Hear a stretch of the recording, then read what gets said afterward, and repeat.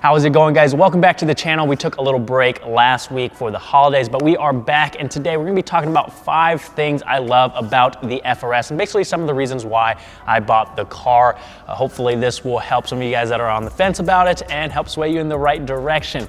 Now, obviously I may be a bit biased. I've been working for Subispeed and FTspeed for about 6 years now, but I've never actually owned an FRS BRZ or 86. That being said, the first reason takes me back 6 years ago to my very first HPD event at Virginia International Raceway, where I was able to drive Yo's red FRS around the track. At that point, I had minimal track experience. I'd never driven that car before, but throughout the weekend, I was able to hop in that car and experience why we had built a whole company surrounding this platform. The FRS is purely a driver's car. It doesn't have an absurd amount of power. Most people would say it's underpowered.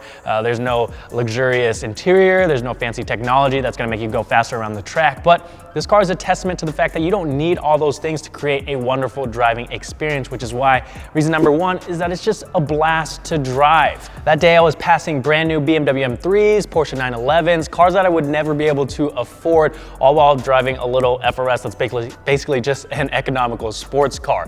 Not only was I having a blast driving the car, but I was also learning a ton about performance driving, and I have to chalk that up to my driving instructor, as well as the fact that this car is perfect for anyone who is starting out doing track days and autocross. There's no intimidating huge power numbers, and the traction control actually does a very nice job of preventing you from overstepping the limits of the car. A lot of people will tell you it's much more fun to drive a slow car fast than it is to drive a fast car slow, and this car is a perfect example. Now, a lot of people are gonna tell you that the FRS, BRZ, and 86 is slow, and they would be right to a certain extent. If you bought this car to go fast in a straight line, you basically bought the wrong car. But the second reason why I love this car is because of the huge aftermarket support. There are a ton of different manufacturers that have poured lots of time, energy, and effort into creating a massive selection of aftermarket parts so that you can upgrade whatever it is you need to get around the track faster. Think of it as a Lego set. You can build this car into whatever your heart desires, whether it's a full track build, autocross, show car, weekend warrior, or just a nice daily driver that's fun to drive. This car can do it all with the support of the huge aftermarket community, which is why I enjoy making these videos for you guys to help build and grow that community that we already have. One of the things I listed off was a daily driver, and most people would not think that a 2-door sports car would equate to being very convenient, but for what we're using it for, it actually is very capable in that category. A lot of people compare this car to the Miata, but one of the reasons why I picked this car over the latter is because I can stuff everything I need for a track weekend into the trunk with the seats folded down with no issues whatsoever. Now, I wouldn't say the back seats are very usable as far as passengers go, but they still are very useful. Another thing I factor into the convenience side of things is the fact that this car is super easy to work on, even if you haven't been wrenching on cars for years, especially now that we have access to YouTube and Google and people like me that create install guides that give you a nice visual to work off of. It's exactly how I first started. After having to work on German engineering when I had my GTI, I would much rather work on this car any day of the week. The fourth thing I love about this car kind of ties into the convenience factor, and that is fuel economy. Yes, when you buy a sports car, fuel economy is probably the last thing on your mind. But when you're planning to build a car that you're gonna drive to and from the track, having good fuel economy is a blessing. You really can't complain when you're getting 32 miles per gallon on your way to the track. The less money you spend on gas, the more money you can spend on track time and car parts.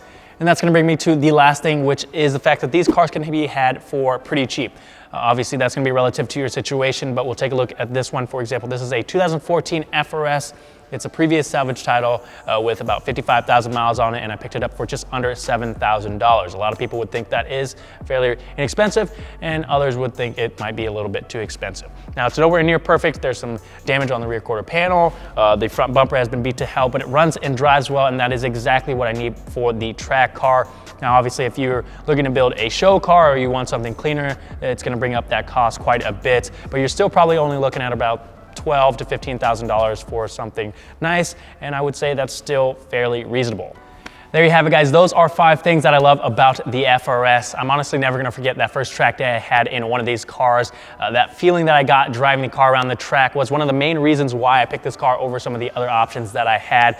If you're looking for a fairly inexpensive car that is very capable and can put a smile on your face, these cars make a very strong case for consideration. They have a huge community for support, and I don't see that changing anytime soon. I've got big plans for this car coming up soon. Cannot wait to get it back out on the track next year. Let me know what you guys like about the FRS or what you don't like about it in the comments section down below. And that is gonna do it for today. Thank you guys for watching. Hit that subscribe button down below to show your support. I'll see you guys next time.